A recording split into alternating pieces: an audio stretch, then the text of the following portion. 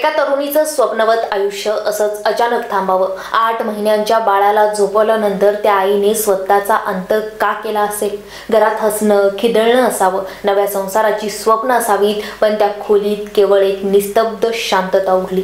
ही कथा आहे वैष्णवीची, एका शिक्षित हुशार प्रेमळ मुलीची, जिने प्रेम केलं, संसारासाठी झटली, पण सासरच्या लोभाला बळी पडली। नमस्कार, मी प्रिया आणि तुम्ही पाहत आहात स्टार महाराष्ट्र न्यूज। ती राजकीय बळ असलेल्या कुटुंबात सून म्हणून गेली, पण सून म्हणून कधीच स्वीकारली गेली नाही। तिचं लग्न थाटात लागलं। तिच्या वडिलांनी 51 तोळे सोनं, फॉर्च्युनर गाडी, 8 किलो चांदी दिली, सगळं काही।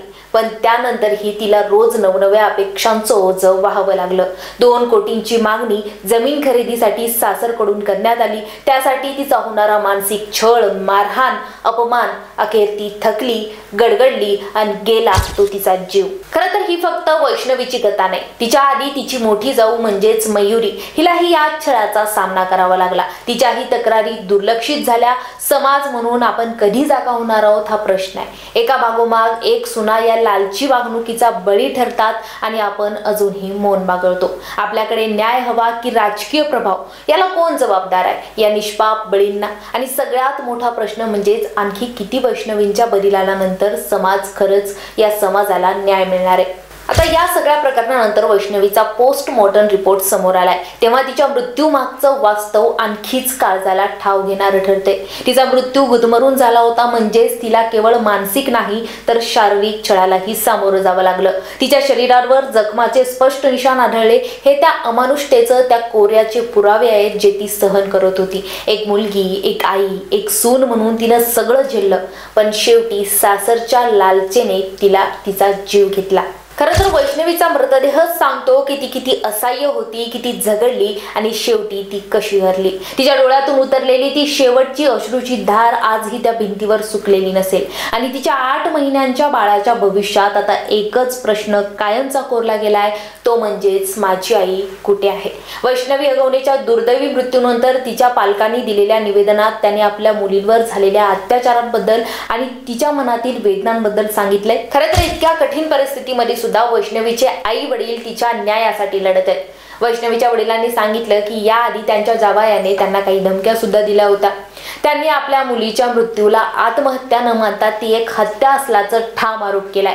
तसेच वैष्णवीवर मानसिक आणि शारीरिक छळ झाल्याचेही त्यांनी स्पष्ट केले। आणि आता या प्रकरणामध्ये वैष्णवीच्या पतीसह तिच्या सासरच्या काही सदस्यांना पोलिसांनी अटक केली आहे। मात्र तिचे सासरे आणि दीर अद्याप फरार आहेत। पोलिसांनी त्यांचा शोध घेण्यासाठी 4 पथके तयार केली आहेत। वैष्णवीच्या पालकांनी न्यायाची मागणी केली असून या प्रकरणात दोषींवर कठोर कारवाई व्हावी अशी त्यांची अपेक्षा आहे। खरं तर महाराष्ट्रामध्ये अशी प्रकरणं कधी थांबणार?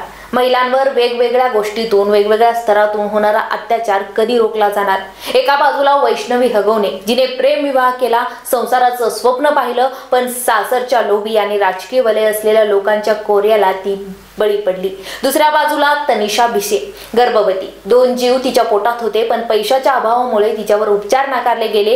एकीला प्रेमासाठी शिक्षा मिळाली, दुसरीला गरीब असल्याची शिक्षा मिळाली। वैष्णवीच्या मृतदेहावर आढळलेली जखम सांगून गेली की तो फक्त गळफास घेतला म्हणून गेली नाही, तर तिला गुदमरून मारण्यात आलं। तनिषाच्या डोळ्यात अखेरपर्यंत आशा होती आपल्या बाळांना हातात घेण्याची, पण 10 लाखाची आगाऊ रक्कम न दिल्याने तिचा प्राण गेला। या दोघींची चूक नेमकं काय होती? खरं तर महाराष्ट्रातील वैष्णवी हगवणे किंवा मग फक्त तनिषा भिसे हे एवढीच प्रकरणं मर्यादित नाहीत, तर अशी कित्येक प्रकरणं दररोज घडतात। वैष्णवीने प्रेम केलं, पण समाजाच्या प्रतिष्ठेच्या आड तिचा जीव गेला। तनिषाने आई होण्याचं स्वप्न पाहिलं, पण रुग्णालयाने तिला रुग्ण मानण्याऐवजी पैसे न देणारे ठरवलं आणि आपण फक्त पाहतच राहिलो। राजकीय ताकद, सामाजिक प्रतिष्ठा, खाजगी रुग्णालयांचा पैसा आणि व्यवस्थेचा गोंधळ या सगळ्यांनी या दोघींची स्वप्न, त्यांचा ध्यास आणि त्यांचं अस्तित्व हिरावून घेतलं।